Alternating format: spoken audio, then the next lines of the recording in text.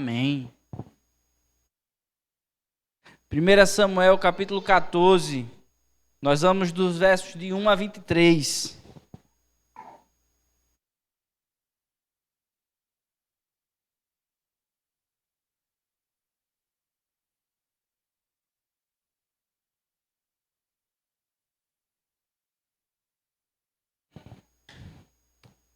Primeira Samuel capítulo 14, verso 1. Antes de nós iniciarmos a leitura, como tem um tempo que a gente deu uma pausa na exposição de 1 Samuel, deixa eu lhe contextualizar. O livro de 1 Samuel ele é dividido em três etapas. A primeira, ela trata da transição. Israel vivia um período que era governado por um sistema dos juízes. E agora, o último juiz é Samuel. Samuel nasce através do milagre do Senhor, do agir de Deus.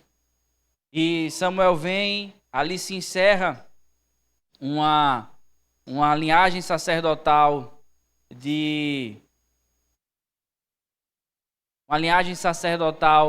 Eli, e agora passa-se a linhagem sacerdotal de Samuel. E aí, após isso, nós temos a transição. Israel vai deixando de ser governada pelo período dos juízes e passa a ser governada agora através de uma monarquia. O povo de Deus pede ao Senhor que eles possam ter um rei como todas as demais nações. E Saul, então, é instituído como rei, é um rei segundo o coração do povo, era um rei como o povo queria. E agora Israel começa a sofrer uma série de perturbações devido à incapacidade de Saul de ser um rei como o coração de Deus. O povo está sofrendo porque Saul é um rei como as demais nações, um rei que não confia no Senhor. No capítulo 13, a gente percebe que Saul vai cometer uma das grandes besteiras da série de besteiras que ele faz. Ele se vê perturbado por conta do tamanho do exército dos filisteus, pelo fato de que o exército de Israel não tem armas. Então ele, pela sua falta de fé, ele então não consegue esperar Samuel chegar e ele oferece sacrifícios a Deus. E ele, como rei, não poderia fazer isso, somente o sacerdote. E aí no capítulo 13 é anunciado então que Deus ele rejeitou Saul. Saul agora tem a informação de que Deus o rejeitou e que Deus achará um rei que o agrade. O capítulo 14, ele vem justamente da continuação dessa batalha.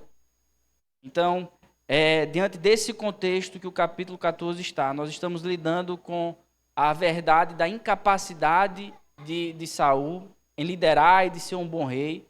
E olhando para isso, nós começamos a perceber a diferença e a incapacidade de qualquer homem que não tem fé de guiar o seu modelo para o povo de Deus. Então, diante desse breve resumo, para contextualizar aquilo em que nós vamos ver no capítulo 14, eu lhe convido a acompanhar com atenção e com fé a leitura do capítulo 14, versos de 1 a 23.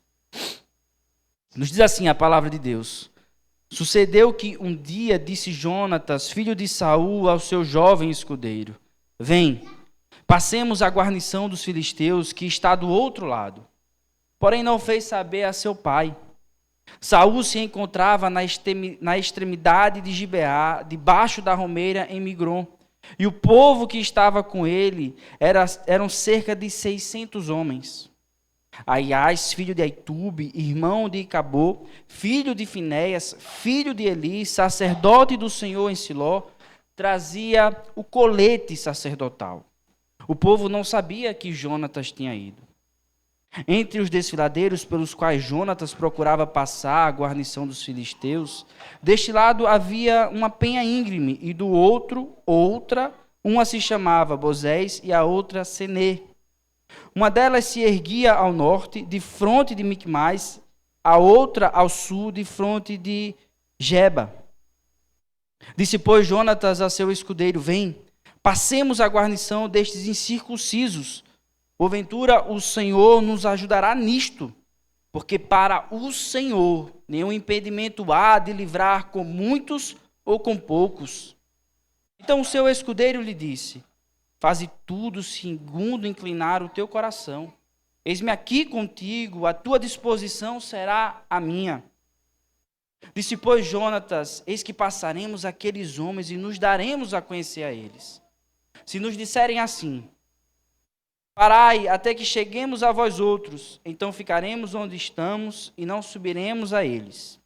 Porém, se disserem: subi a nós, então subiremos, pois o Senhor nulos entregou nas mãos. Isto nos servirá de sinal.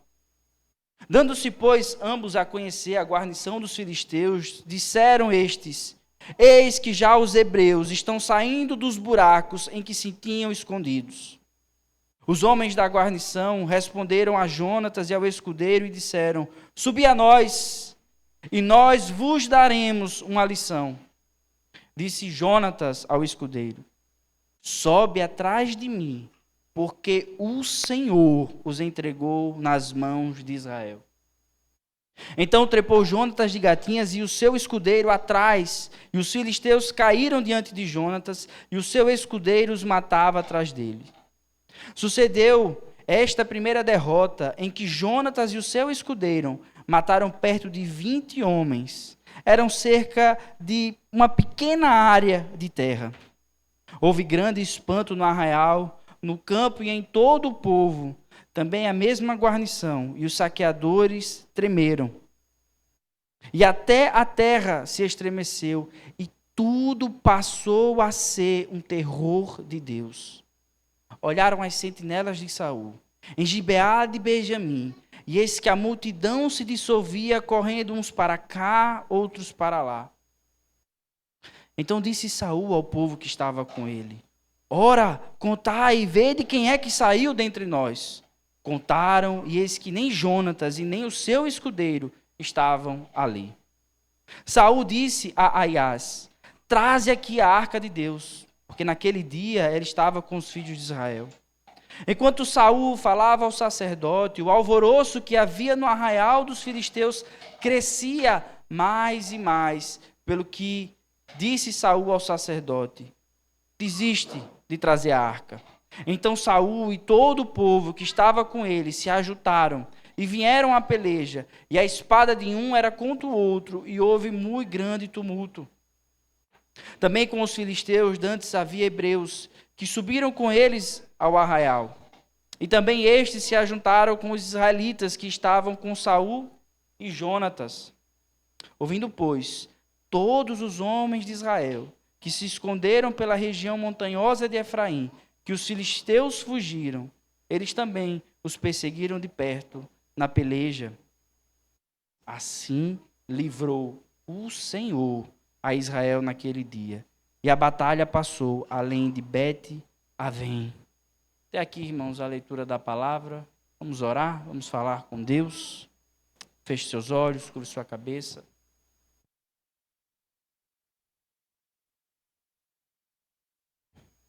Visita, Senhor, o teu povo nessa noite. Fala aos nossos corações, encoraja a nossa alma, Senhor, a confiar em Ti. Nos ensina, Senhor, nos encoraja, fortalece a nossa fé, para que possamos, Senhor, confiar somente em Ti. Em nome de Jesus. Amém.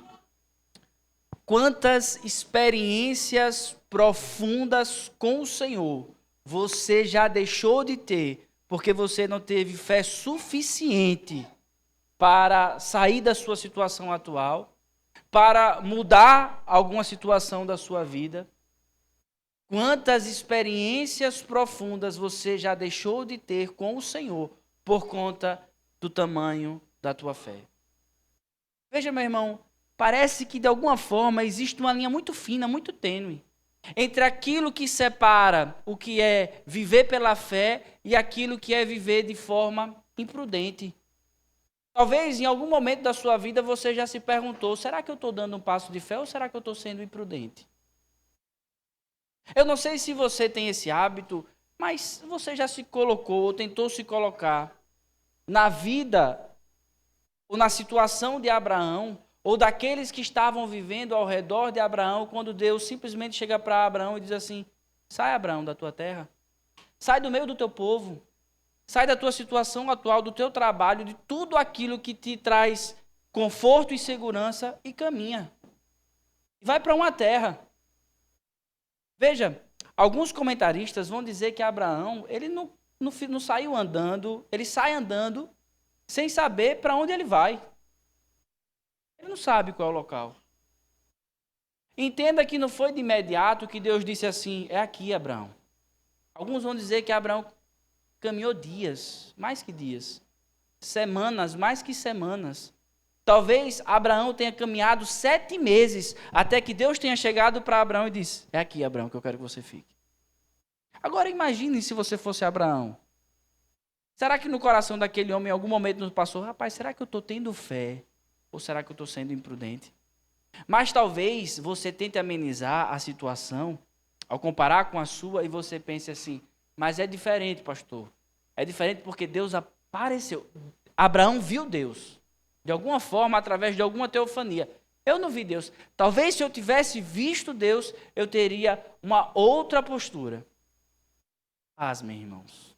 E o mais difícil de entender é que, de alguma forma, o texto do Novo Testamento vai dizer que hoje nós temos muito mais, deveríamos ter muito mais confiança no Senhor, a partir do momento que o Espírito Santo, o Consolador, é derramado, nos trazendo mais convicção do que o próprio Abraão tinha naquela época. De tal forma que a nossa incredulidade hoje, ela é muito mais odiosa do que de todos aqueles nossos irmãos do Antigo Testamento. Então pense que você estivesse ali, talvez você não fosse Abraão, mas imagine que você é o parente dele. Aí chega o teu parente e diz: olha, vou sair daqui, e tu vai para onde? Não sei. Mas eu vou confiar no Senhor. Agora, imagine a experiência que Abraão teve com o Senhor, porque foi fiel e teve fé suficiente para caminhar e para andar. Se esse homem não tivesse fé, se esse homem não decidisse viver pela fé, nós não teríamos essa história que não encoraja somente a gente, mas que é uma história que reverbera encorajando grandes homens da palavra de Deus. Veja, imagine uma nação que é escravizada pela maior potência da época, o Egito, e aí Deus chama um homem e diz assim: olha, eu vou usar você para libertar o meu povo. Você acha que foi fácil para Moisés? A palavra de Deus vai dizer muitas vezes que não era. Ele diz: Senhor, eu sou pesado de boca. Chama outro. Chama outro, Senhor. Mas aquele homem, através do dom da fé, através do dom que Deus deu, ele disse: tá bom. E Deus foi capacitando. Imagine você, meu irmão, sendo Moisés. Você está caminhando e da sua frente tem lá o Mar Vermelho. E você pensa: como é que eu vou passar daqui? E você olha para trás, tem um exército vindo lhe pegar. Agora imagine, meu irmão, que se Abraão não tivesse fé, não fosse viver pela fé, nós não teríamos essa história. Ele não teria tido a experiência de ver o mar se abrir. Quantos de Israel talvez tenham ficado no Egito por conta da incredulidade, por conta que era muito mais cômodo estar ali do que sair e caminhar pelo deserto.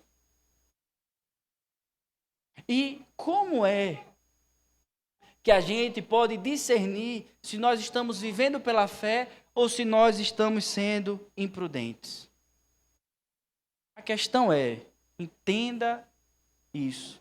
Se você quer ter experiências profundas com o Senhor, você vai precisar viver pela fé. E você vai precisar ter o discernimento de entender quando você está agindo por fé ou quando você está sendo imprudente. O capítulo 14 nos ensina essas coisas. Ele nos ensina essa verdade. E no meio dessa batalha, e no meio dessa guerra, que nós vamos ver que está sendo, essa batalha que está acontecendo aqui no capítulo 14, nós vamos perceber uma coisa, meu irmão, que a importância da fé para vencermos as batalhas.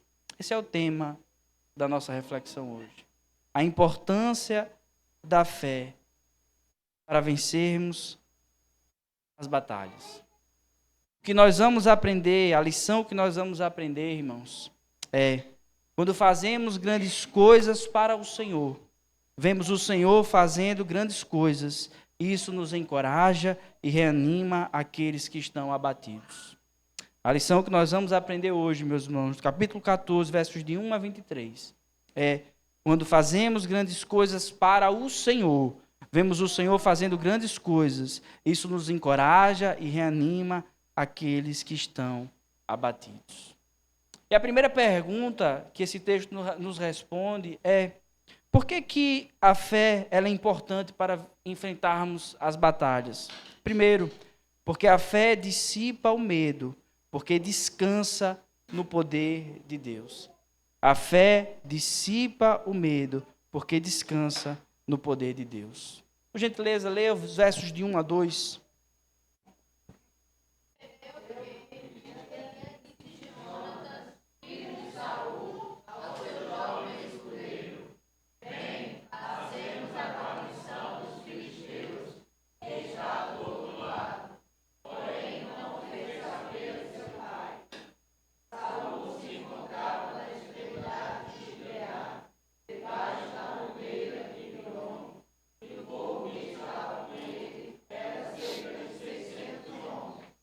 Veja, os versos de 1 a 15, o autor vai usar, de certa forma, a sua habilidade de escrita, e de alguma forma ele traz uma imagem, ele traz uma comparação entre um homem que age sem fé e um homem que age por fé. Os versos de 1 a 15, ele nos apresenta uma comparação sobre Jonatas, aquele que é filho de Saul, e sobre Saul, aquele que é o rei de Israel. E quando nós olhamos a postura e as atitudes desse homem que não tem fé, ainda que você o esprema o máximo possível, não vai sair um pingo de fé de Saul. Nós veremos que no capítulo 13, como a gente já disse na nossa introdução, Saul, por não ter fé no Senhor, por confiar muitas vezes em um misticismo religioso, Saul vai, no capítulo 13, oferecer sacrifícios a Deus, usurpando uma vocação a qual ele não tem, porque ele não tinha autoridade para oferecer sacrifícios, somente os sacerdotes. Então, ele comete uma das grandes besteiras do Antigo Testamento, uma das grandes histórias trágicas do Antigo Testamento, é exatamente isso que Saul está fazendo. Isso é tão grave que o Senhor diz: eu rejeitei. Mas agora no capítulo 14, nós vemos Saul paralisado. Há um exército filisteu na sua frente. E o texto vai dizer que ele está assentado debaixo de uma romeira. Ele não sabe o que fazer. Ele não tem atitude. Ele simplesmente é um homem paralisado. E se não bastasse isso, mais à frente, nós vamos perceber que Veja quem é que está acompanhando. Veja quem é o conselheiro espiritual de Saul. Olha o verso 3.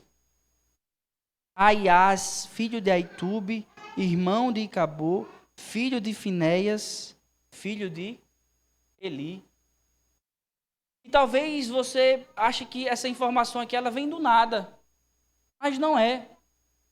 O Senhor, no capítulo 2 de 1 Samuel, diz que rejeitou a dinastia sacerdotal de Eli. Uma vez que Samuel, que é o sacerdote que está agindo aqui nesse contexto, uma vez que ele confronta Saul dizendo que Deus o rejeitou, o que é que Saul vai fazer? Ele volta para aquela dinastia sacerdotal a qual o Senhor já disse que não usaria mais, que já tinha rejeitado. É um homem que está paralisado. É um homem que busca conselho aonde não se deve buscar conselho.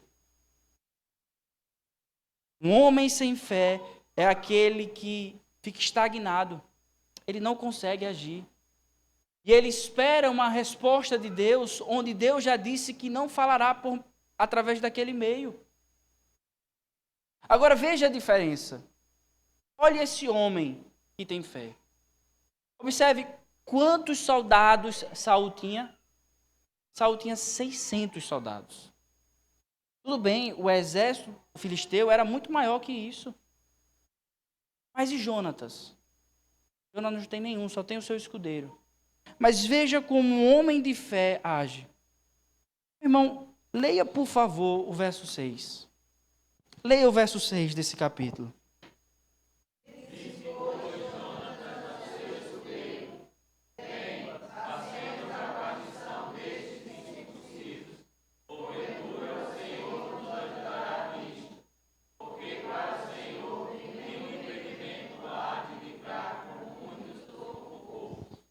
Sabe o que é que um homem com fé entende? É que um com Deus é maioria. Um homem com Deus é maioria. É isso que Saul percebe, é isso que Jonatas percebe. E é isso que ele entende e aquilo que ele carrega no seu coração. Veja, Jonatas, ele não está esperando que de alguma forma Deus venha a responder alguma oração que ele fez. Ele entende, ele conhece quem Deus é. Jonatas nos lembra que os que confiam no Senhor não têm que esperar por suas orações serem respondidas antes de agirem ousadamente em fé. Tudo o que verdadeiramente precisamos é de uma fé que crê que o nosso Deus é capaz de triunfar com muitos ou com poucos. Jonatas entende que um com Deus é a maioria. Veja, a fé, ela não nega a realidade. Ela interpreta a realidade à luz do poder de Deus. Ele sabe que toda circunstância é adversa. Mas aonde está a confiança dele? No Senhor. A confiança de Jonatas está no Senhor. Enquanto o seu pai, o rei de Israel, se encontra embaixo de uma romeira, passando uma vergonha, como todos aqueles que não confiam no Senhor, há um que confia no Senhor e que entende que um com Deus é maioria. Agora veja, talvez por muitas vezes a gente pega esse texto e vê essa decisão de Jonatas, esse sinal a qual aparentemente ele está pedindo a Deus, e às vezes a gente usa na nossa vida. Porque veja, olha os versos de 8 a 11. Disse, pois, Jonatas, eis que passaremos aqueles homens e nos daremos a conhecer a eles. Se nos disserem assim, parai até que cheguemos a vós outros, então ficaremos onde estamos e não subiremos a eles. Porém, se disserem, subi a nós, então subiremos, pois o Senhor nos entregou nas mãos. Isto nos servirá de sinal, dando-se, pois, ambos a conhecer a guarnição dos filisteus. Disseram estes, eis que os hebreus já estão saindo dos buracos em que se tinham escondido. Talvez você olhe para isso aqui, e aí a forma como você talvez queira aplicar na sua vida é a seguinte: amanhã eu vou ao meu trabalho. E se fulaninho falar essas palavras, eu vou entender que Deus está dizendo para eu agir. Agora, se ele não falar que Deus... Se ele não falar nada, eu vou entender que Deus está mandando eu ficar parado. Talvez você use esse texto e pense que a lição que você deve tirar é fazer isso. Você está tratando de um texto que é uma narrativa. E uma narrativa, ela conta uma história. Ela não está dizendo essencialmente que você tem que fazer isso. Mas também eu quero que você perceba que o discernimento que Jonatas tem, ele não vem daquilo que o filisteu fala ou deixa de falar. Discernimento espiritual, meu irmão, não é misticismo.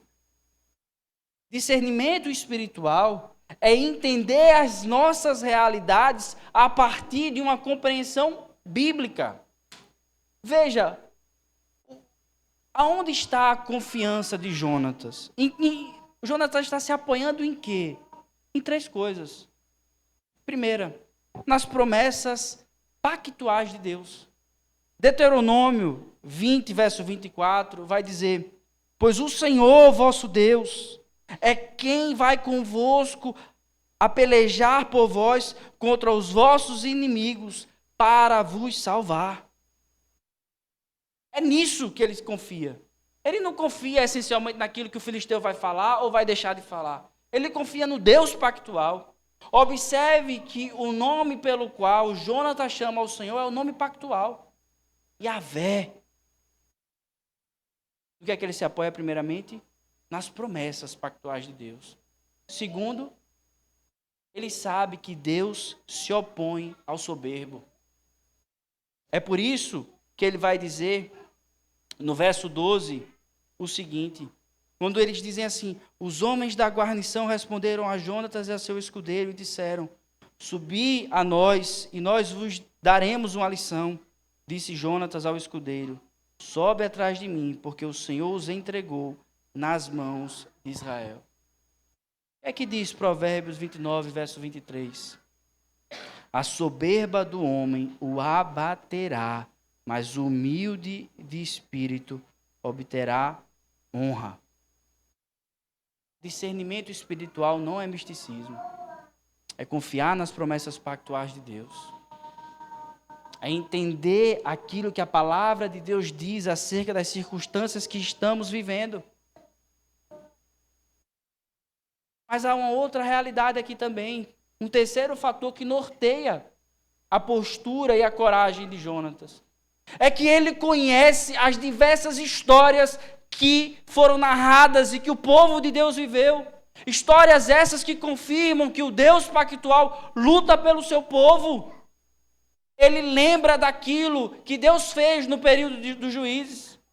Quando o Senhor disse a Gideão: eu não preciso de todo mundo não, para vencer não. Pode mandar uns ir para casa. Depois manda mais outros. Fica só isso, e isso basta para que eu vença. Ele lembra daquilo que Deus fez com Faraó e com o Egito. Jonatas se apoia na história da redenção. Ele se lembra daquilo que Deus fez. Ele se lembra daquilo que Deus fez na história. Observe, a fé fará um outro homem agir. A fé dará a oportunidade de um homem experimentar a salvação de Deus. Quantas experiências você deixou de ter com o Senhor porque você não tem fé? Porque você se acovardou? Porque você olhou para as circunstâncias? Porque você deixou de acreditar que com o Senhor você é maioria? Quantas experiências você deixou de ter? Imagina a experiência profunda que Jonatas e o seu escudeiro tiveram. Ao ver 2 homens em uma pequena área de terra derrubar 20 guerreiros filisteus bem armados. Imagina a experiência fantástica que foi. Agora, quantas eu e você deixamos de viver por conta da nossa falta de fé? Veja, com a fé de 2 homens, eles encaram a mesma realidade. 2 homens, Saul e Jonatas. Eles encaram a mesma realidade, o exército filisteu, de 2 formas. Um que não tem fé se amedronta, porque olha para a capacidade bélica do exército filisteu, olha para a incapacidade bélica de Israel, se acovarda. Mas não é somente Saul que se acovarda. O texto vai dizer, e nós olharemos mais para frente, de que quando o povo é convocado para lutar por Israel, muitos nem vão. E os que vão, quando chegam no campo de batalha e veem o tamanho e a capacidade do exército filisteu, corre, se enfiam em buracos como ratos. E há outros que fazem pior, que vão desertar, que vão lutar, sabe onde? No exército filisteu. Aqueles que não têm fé agem dessa forma. 2 homens vivendo a mesma realidade, mas encarando de forma diferente. Saul encarou dessa forma, Jonatas? Não. Olha que experiência maravilhosa e olha que oportunidade maravilhosa Deus está nos dando. Que nós dois aqui, eu e você, escudeiro, ver o Senhor baratinar esse exército. Que experiência fantástica e profunda. Jonatas era da mesma matéria, minha e sua, pó, como eu e você. E o mesmo dom, a fé que Deus botou em mim, botou em Jonatas, botou em você. Agora, a fé é um dom de Deus que deve ser exercitada. E há muitos aqui que não tem um pingo de musculatura espiritual. Que dependem única e exclusivamente das circunstâncias em que estão. E aí, meu irmão, não adianta subir montanha, não adianta ir para legendários. Você não vai ter experiências com o Senhor. As experiências profundas com o Senhor é algo que aqueles que decidem viver coisas grandes para o Senhor podem perceber e vivenciar o Senhor agindo de forma grandiosa.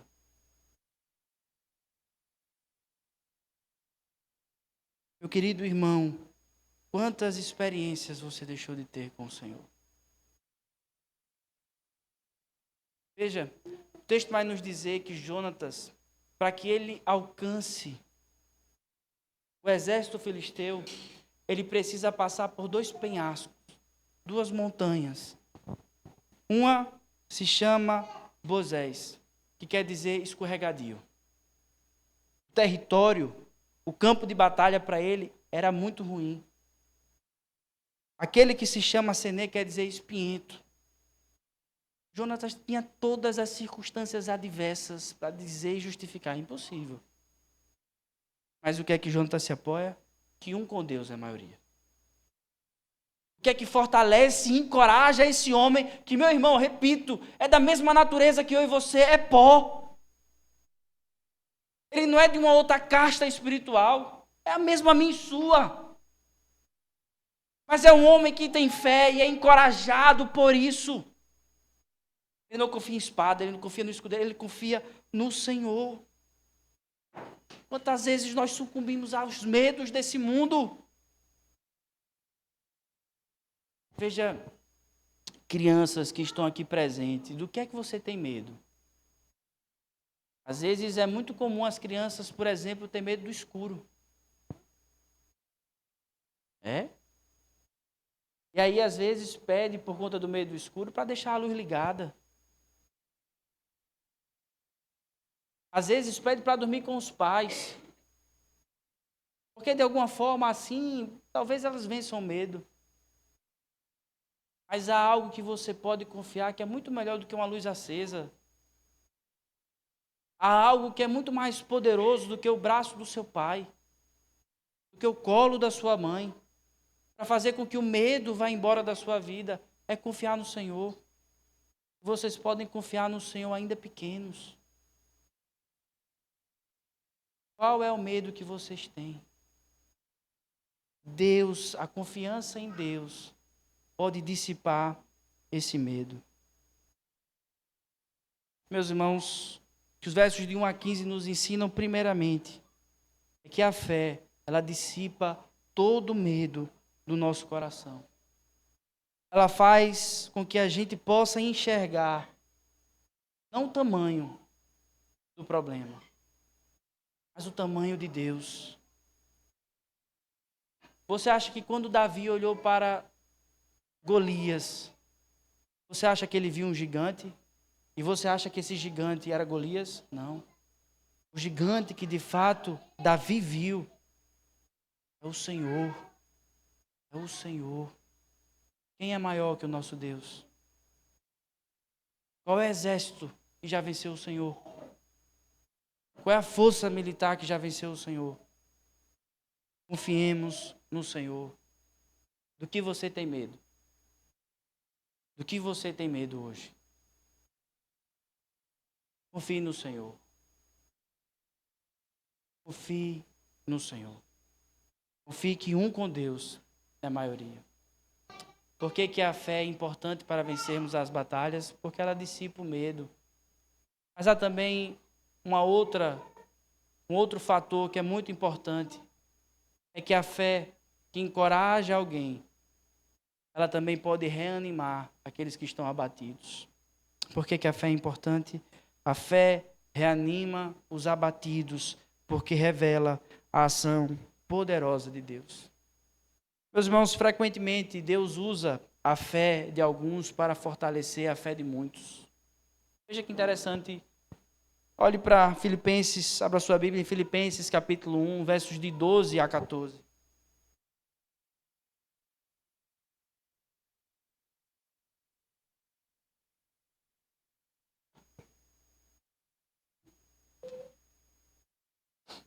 Quero ainda, irmãos, cientificar-vos de que as coisas que me aconteceram têm antes contribuído para o progresso do Evangelho, de maneira que as minhas cadeias em Cristo se tornaram conhecidas de toda a guarda pretoriana e de todos os demais.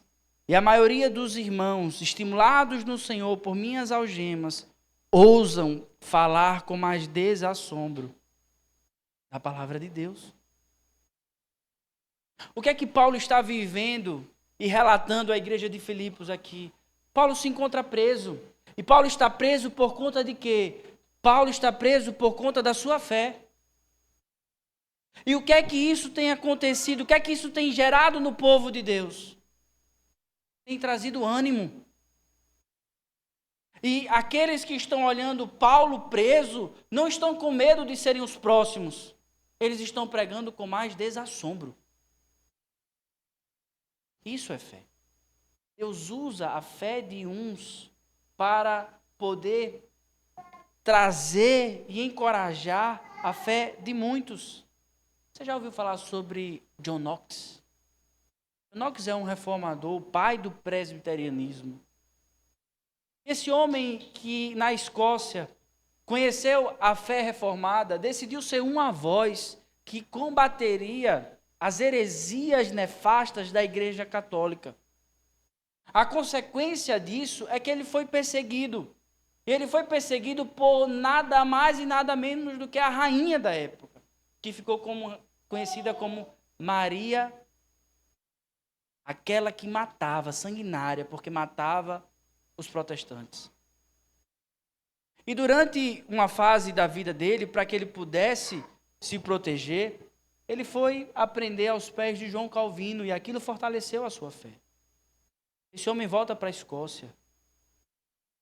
E aí sabe o que é que a rainha Maria vai aprender? Ela aprende algo fantástico. Ela diz o seguinte sobre John Knox: eu tenho mais medo da oração dele do que de um exército de 10.000 homens. Meus irmãos, a igreja presbiteriana é fruto disso. A fé de muitos presbiterianos é a consequência da fé de um. A consequência da fé de um. É isso que nós estamos contemplando aqui em 1 Samuel capítulo 14. Há um povo que perdeu a esperança no Senhor. Mas Deus, através de um, vai reanimar uma nação. Primeiro, através da fé de Jonatas. Deus encoraja primeiramente o escudeiro. Vamos embora. Eu creio também, Jonatas. Deus pode fazer. Eles saem para ir à luta. O escudeiro é encorajado.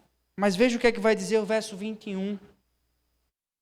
Também com os filisteus dantes havia hebreus, que subiram com eles ao arraial, e também estes se ajuntaram com os israelitas que estavam com Saul e Jonatas.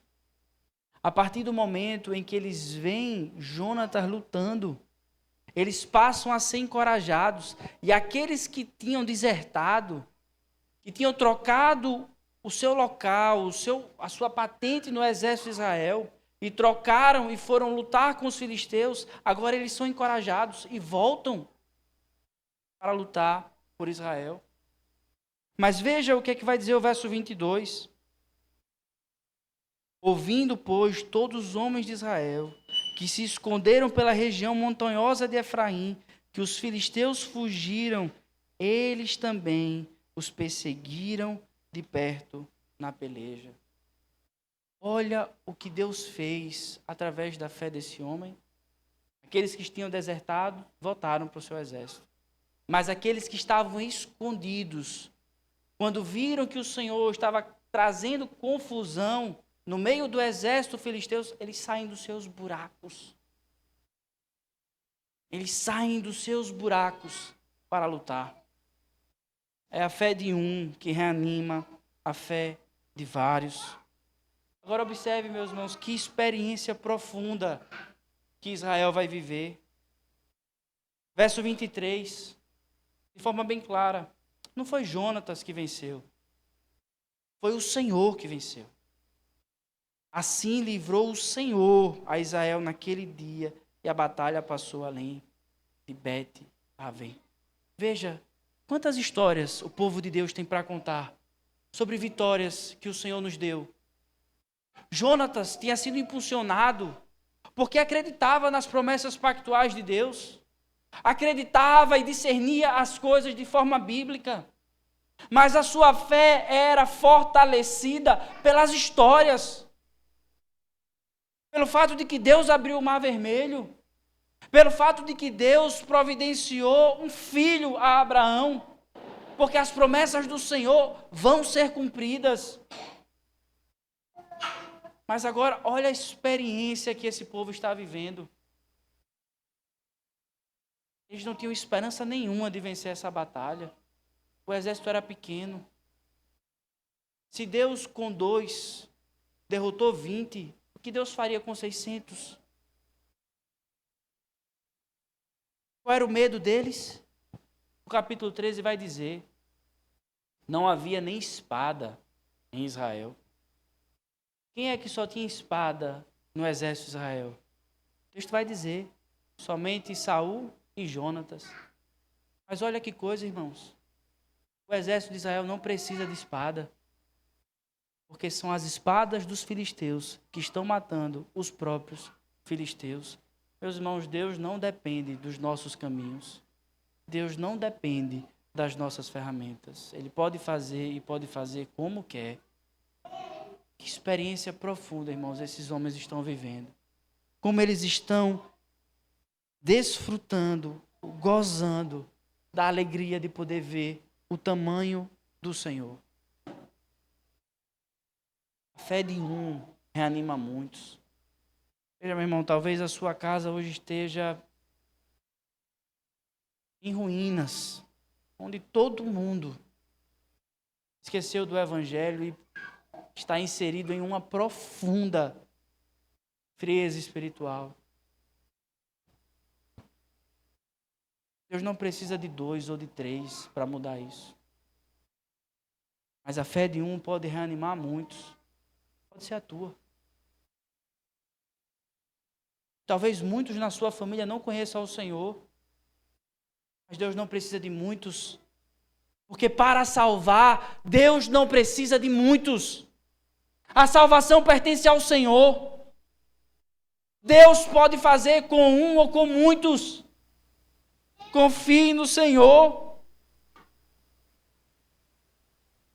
Confie nas histórias que o Senhor já nos deu. meus irmãos, algo que constantemente fortalece o meu coração. E olhe, eu tenho plena convicção, queridos, que apesar do nosso número pequeno, nós não somos a maior igreja. Eu não sei se você sabe, mas do ano passado para cá, as despesas dessa igreja aumentaram. E sabe o que é que aconteceu? As nossas arrecadações diminuíram consideravelmente. Mas o Senhor tem sustentado. E nós vamos sim, irmãos, plantar a igreja em todo o litoral norte.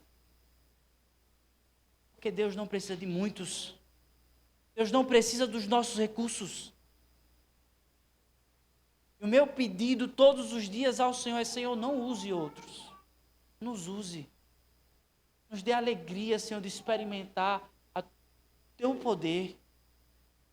Nos dê a alegria, Senhor, de poder ter experiências contigo. Irmãos, quantas vezes no conselho nós agimos por fé, temos visto o Senhor agindo de forma poderosa, fazendo coisas, irmãos, que jamais seria possível. Como no nosso presbitério nós temos nos alegrado a ver o Senhor agir de forma poderosa.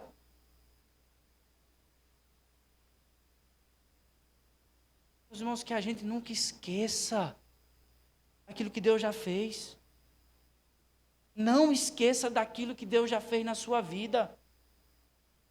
Entenda que essas histórias que estão aqui nessa Bíblia não são as histórias de alguém que a gente não conhece. É a história do nosso povo. É a nossa história.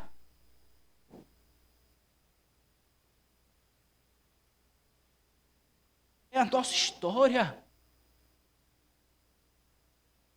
O que é a fé, meus irmãos?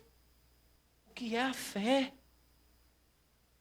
A fé é certeza. A fé é convicção.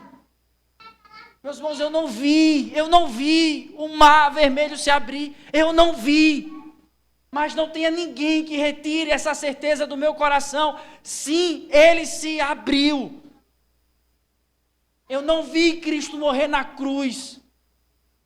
Eu não vi ele ressuscitar.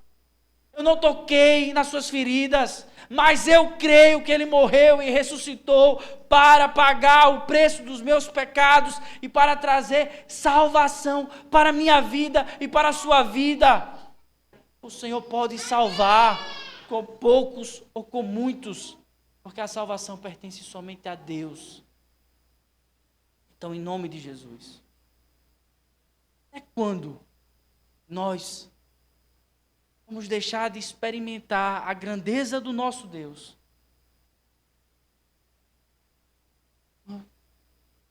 Devido à falta de fé do nosso coração. Um missionário costumava dizer a seguinte frase: tentem grandes coisas para Deus e verá Deus fazendo grandes coisas. Tentem grandes coisas para Deus e verá Deus fazendo grandes coisas. É uma linha muito fina que separa o viver pela fé da incredulidade. Mas o que é que Jonatas nos ensina? O que é viver pela fé? É dizer, eu sei que Deus pode fazer. Não dizer, Deus tem que fazer. O que é viver pela fé? É discernir as coisas à luz da palavra de Deus. Fazer grandes coisas para o Senhor, no teu ambiente profissional. Quando você deseja que as realizações que Deus tem te permitido viver sejam para o louvor e a glória do nome dEle, e não para que você possa ostentar.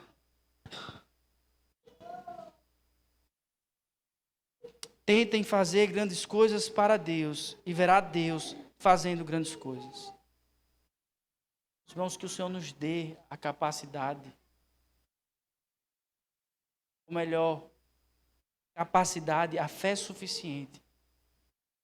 A gente crê, irmãos, que a gente vai plantar a igreja. Para que a gente creia que em todo bairro aqui de Maceió terá uma igreja.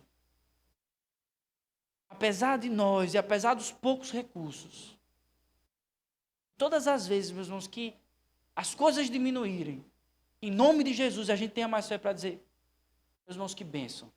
Porque Deus vai fazer e a gente vai perceber que não foi por conta dos recursos, foi por conta do poder dele. Foi por conta do poder dele. Em nome de Jesus, Deus nos dê a alegria, a capacidade de poder experimentá-lo, de poder prová-lo, de prover o quanto ele é bom e quanto ele é poderoso. Você quer experimentar o Senhor? Você quer desfrutar da grandeza de Deus? Você quer conhecer o poder desse Deus? Então, meu irmão, viva pela fé. Viva pela fé.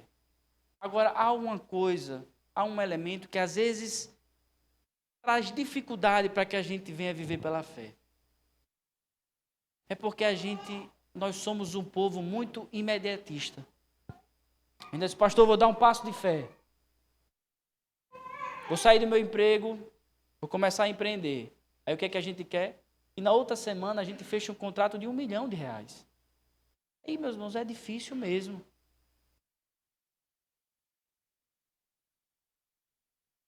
Deus não vai agir de imediato.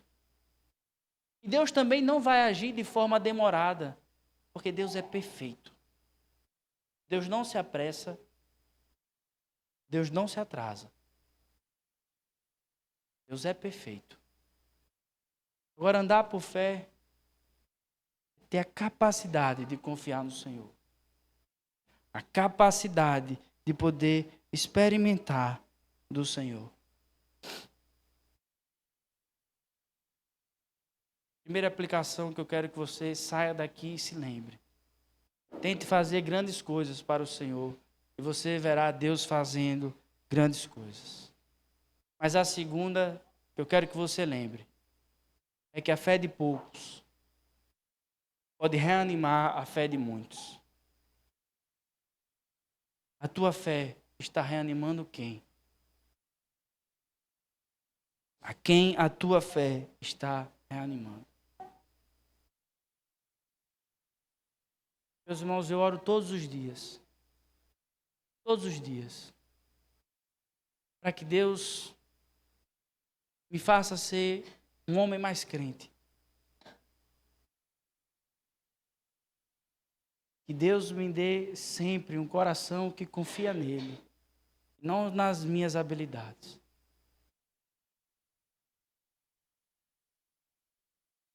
Você é um crente melhor hoje ou você era há 2 anos atrás? Você confiava mais no Senhor antes de ter o teu trabalho que você tanto pediu a Deus. E depois do Senhor ter te dado, de você ter experimentado Ele, você tem confiado mais no Senhor ou na sua capacidade? A fé de poucos pode reanimar a fé de muitos. Essa cidade é incrédula, mas nós conhecemos ao Senhor. Amanhã você vai abrir a porta da sua casa, você vai se deparar com um vizinho que não conhece ao Senhor.